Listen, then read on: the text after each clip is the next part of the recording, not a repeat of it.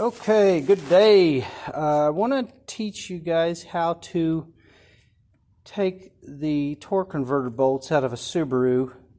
Got an automatic transmission and you struggle with the torque converter bolts, and the book says take the intake manifold completely off. It's just not the case. Take your intake manifold bolts off.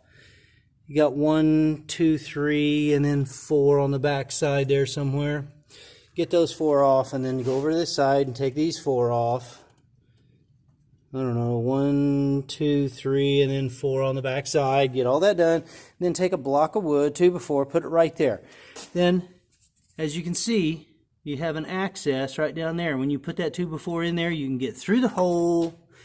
You got to get back here. You got to have a flashlight for sure. Take the little boot out, and then put your extension and your wobble socket in there, and you can get right to that bolt.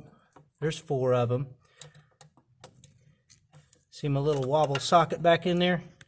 That's the wobble socket, and you get it back in there and manipulate it right down to that bolt. Just like that. Get that on there, bust them loose. Take them off. Be very careful taking them out. Well, of course, if you're pulling the engine out and you drop one, don't trip on it. You get this thing, you put a jack stand under the transmission, get the transmission up in the air, and it'll pull right out.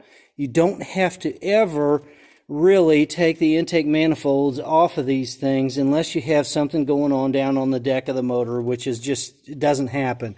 You might have to replace a hose for the manifold heater. You got 2 cooling hoses going down there. You got a knock sensor, but you can get to the knock sensor without taking anything off. Got a temperature sensor there, oil pressure sensor up front here, crank position sensor. But it all pretty much comes out without having to do anything to the intake manifold.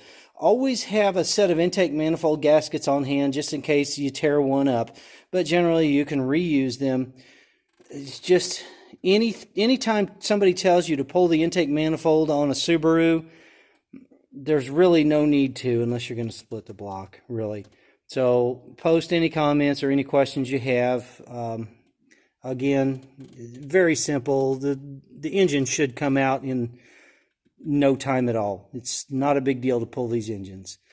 So if you have any questions, put them in the comments. Have a good day.